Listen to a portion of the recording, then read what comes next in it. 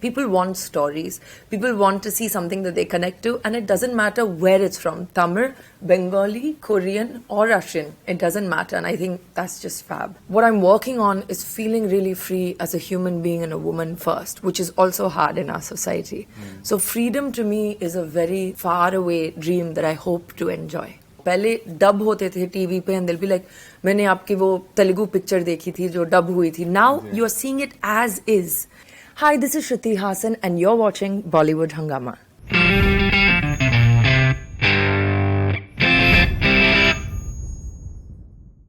So how do you look at this entire interesting sort of situation that we have, that people are consuming a lot of content on OTT?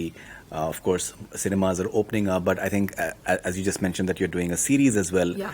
It's an interesting format. The long format is something which is interesting. An actor gets a lot much more time to showcase their backstory and to say that much more in a way. Yeah, definitely. You know, my experience sometimes in a movie has been like, अरे यार अगर थोड़ा और time होता, I could establish, you know, they could establish this character more. I could. So that's really, I love that you said that, because that's such a simple and intrinsic thing that makes it like a really good experience. Being a female lead in a show like that is that you can really block through that character's life.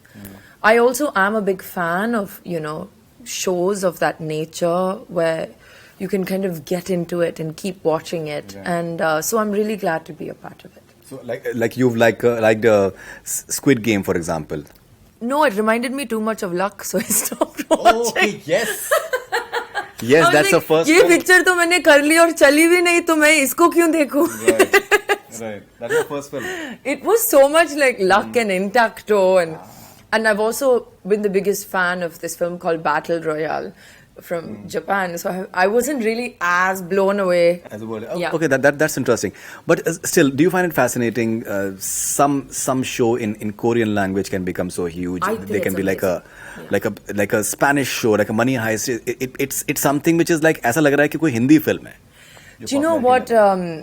Faridun, this is such a beautiful time in the world. So I've done a bit of work in the West, right? And they were like, oh, we don't know how to cast her because, you know, okay, we'll give her this like Indian role which is nondescript. And I was like, but why do these things even matter? A story is a story. Emotions are same across the world. And now we're seeing these rule makers who decided we need a white lead in this kind of story for it to work everywhere in the world. We need Tom Cruise. We need Mission Impossible. That's not Squid Games, and it's worked. Money Heist has worked. There's always been a keen interest in Indian films from the West, always. And what I see is, even within India, there was one point in there, I would say 70s, 80s, where, you know, everyone was mingling, mixing, releasing, and then we kind of segregated. Now what I see is everyone is like, these boundaries are blurring. People want stories.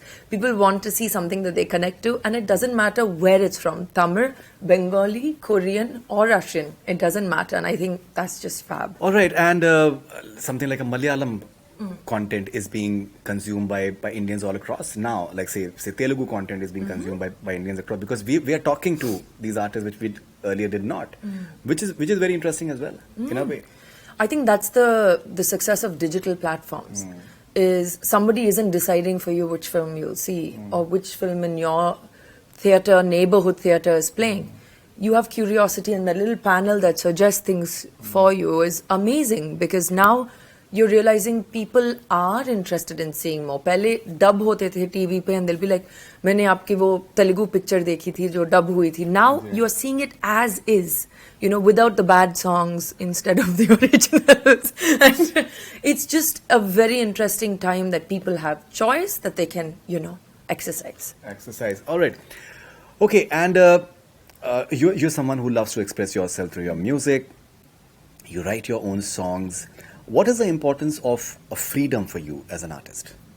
Wow, that's a really wonderful question. Freedom comes with a lot of risk and responsibility. Sorry to sound like the Spider-Man saying, but it is, you know.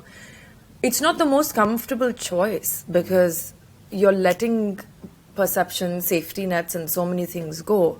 And I think I'm still very, very nascent and not even started the journey to what it feels like to truly be free as an artist. I think I glimpse it in moments, and I glimpse it when I'm doing a scene or when I'm on stage singing, but it's just glimpses.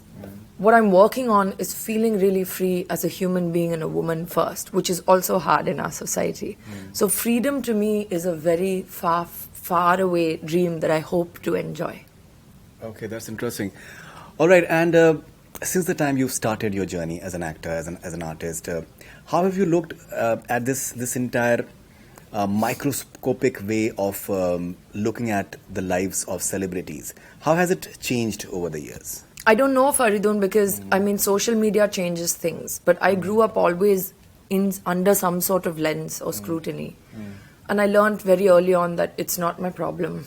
You know, it's not my bag of chips to open at all.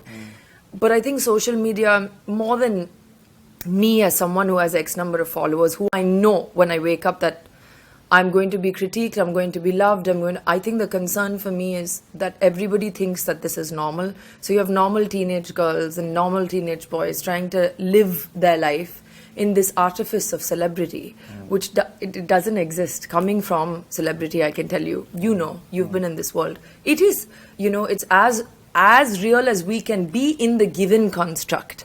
So I think that really is, to me, where that microscopic way of living that you're talking about affects everyday life. Not to me, because I bargained for this, I think. Of course.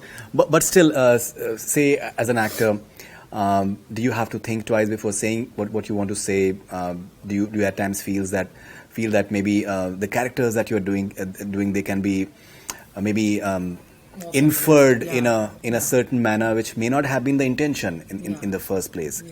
Maybe many a times it is far from maybe the intention what it meant to be. The second part, I've been very lucky in the sense that I took the time to reanalyze my whole approach to the women I'm playing. And after a while, I think my face just went into resting bee face, so I started getting offered those kind of roles as well, which are much more layered. Even in a commercial setup, they're saying something, which is really a blessing. On a completely different note, I think I really enjoy being real and honest in my communication. But I'm also sensitive to the fact that certain opinions of mine will not be accepted by everyone. It'll cause me unnecessary headache, really, from maybe certain people or certain opinions that are clashing with mine. So yes, I do have to censor myself, definitely.